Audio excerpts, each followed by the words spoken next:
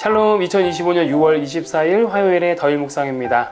하나님 나라의 질서, 능력보다 성실입니다. 라는 제목으로 함께 나눌 말씀 역대상 24장 2절부터 5절 31절입니다. 나답과 아비후가 그들의 아버지보다 먼저 죽고 그들에게 아들이 없으므로 엘르아살과 이다말이 제사장의 직분을 행하였더라. 다윗이 엘르아살의 자손 사독과 이다말의 자손 아히멜렉과 더불어 그들을 나누어 각각 그 섬기는 직무를 맡겼는데 엘르아살의 자손 중에 우두머리가 이다말의 자손보다 많으므로 나눈 것이 이러하니 엘르아살 자손의 우두머리가 16명이요 이다말 자손은 그 조상들의 가문을 따라 8명이라. 이에 제비 뽑아 피차에 차등이 없이 나누었으니 이는 성전의 일을 다스리는 자와 하나님의 일을 다스리는 자가 엘르아살 자손 중에도 있고 이다말의 자손 중에도 있음이라. 이 여러 사람도 다윗 왕과 사독과 아히멜렉과 제사장과 레위 우두머리 앞에서 그들의 형제 아론 자손처럼 제비 뽑혔으니 장자의 가문과 막내 동생의 가문이 다름이 없더라. 아멘. 오늘 본문은 성전에서 제사장들의 명단과 순서가 나열되는 내용입니다.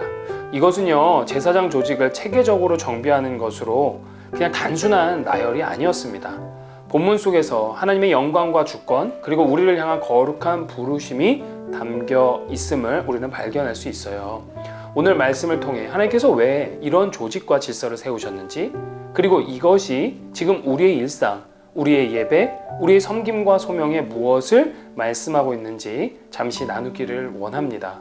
다윗은요, 성전 건축에 앞서서 레위인과 제사장의 조직, 그 직무들을 재정비하고 재편성하는 데 심혈을 기울입니다.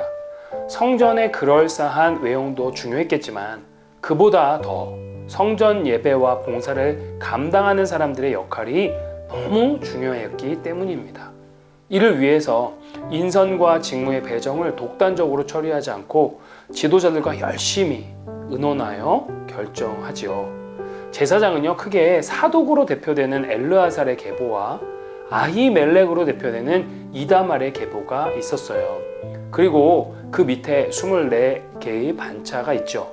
이것은 이들이 그렇게 나누어서 번갈아 가면서 공평하게 성전을 섬기도록 하기 위함이었습니다. 원래는요, 아론의 네 아들 나답과 아비후 그리고 엘르아살과 이다말이 제사장의 직분을 계승해야 했었는데요. 나답과 아비후가 시내 광야에서 다른 불을 들이다가, 그러니까 하나님께서 명하신 방식대로 섬기지 않고 자기들 마음대로 하다가 바로 죽음을 맞이했고요. 그래서 엘르아살과 이다말 자손들만 제사장 역할을 계승하게 된 겁니다. 엘르아살은요, 아버지 아론이 죽은 후에 대제사장직을 승계하였고요. 이다말은 엘리 제사장의 조상이 됩니다. 그리고 다윗의 시대에 와서 사독과 아비아달이 대제사장이 되었는데요. 사독은 엘르아살의 가문이었고 아비아달은 이다말의 가문 출신이었어요. 그러나 아비아달이 솔로몬 대신 다른 사람을 왕으로 추대하려다가 제사장직을 잃고 맙니다. 그리고 그 이후로는 사독 가문을 통해서만 대제사장직이 승계되죠. 아론의 네 아들에서 시작된 제사장 가문은 결국 사독 가문으로 좁혀지게 됩니다. 성전에서 일해야 할 제사장은요, 거룩과 정결, 하나님을 향한 올곧은 마음과 어떠한 경우에도 흔들리지 않는 그런 성실한 자세를 가지고 있어야 했습니다. 제사장 직분은요, 혈통적으로 계승되는 것이 아니라, 능력으로 계승되는 것이 아니라 하나님께서 요구하시는 거룩함과 순종을 포함하는 그러한 부르심이었던 것입니다. 무엇보다 하나님께서는 성전에서 일할 자를 이렇게 역사의 검증을 통해 주권적으로 선택하신 거예요.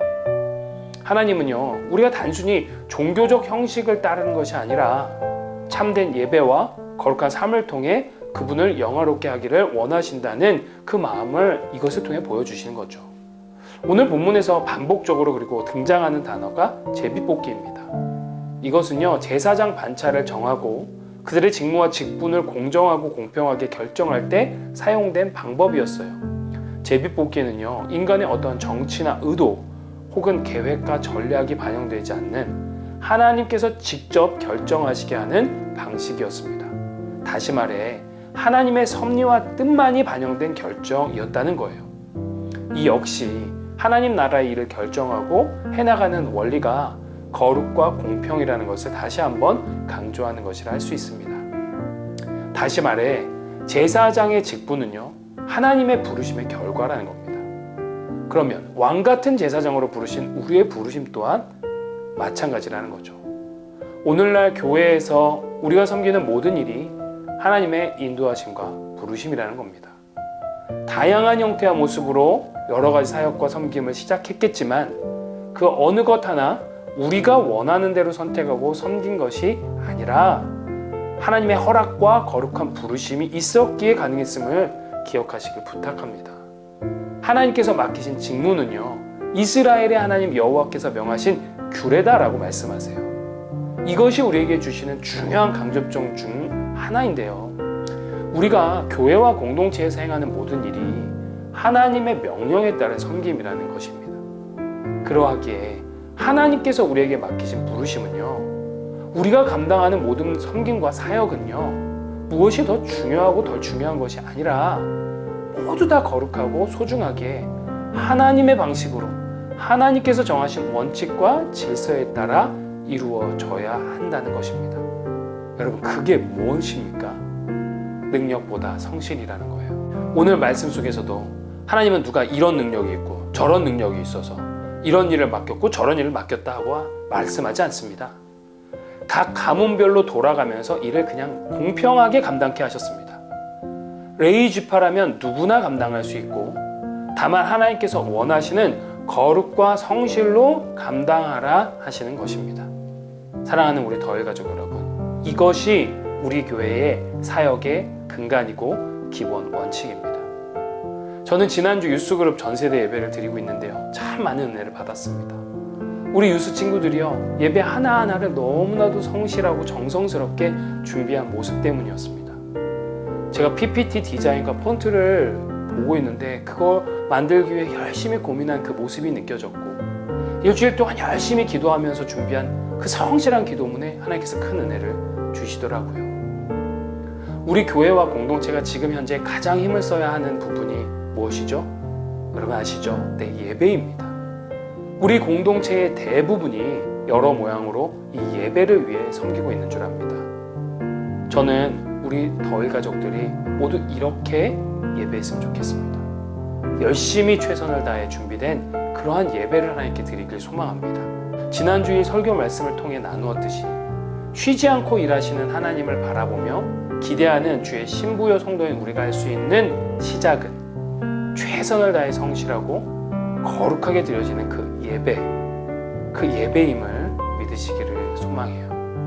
예배의 성공이 결국 공동체의 성공이요, 우리 인생의 성공으로 이어짐을 꼭 기억하시는 여러분 모두 되셨으면 좋겠습니다. 우리 하나님은요, 중심을 보십니다. 우리의 능력이 중요하지 않습니다. 정말 성실하게 최선을 다해 예배를 준비하고 애쓸 때 그 예배를 기뻐하실 줄 믿습니다. 어떠한 상황에도 감정에 흔들리지 마시고 환경에 흔들리지 마시고 정말 성실하게 예배를 드려보세요. 그래서 한 명도 열애되거나 죄되지 않고 그 성실한 예배를 통해 누리는 복을 받아보시기를 이 아침 주님의 이름으로 간절히 축복합니다. 성실한 예배자 여러분들 정말 소중합니다. 샬롬.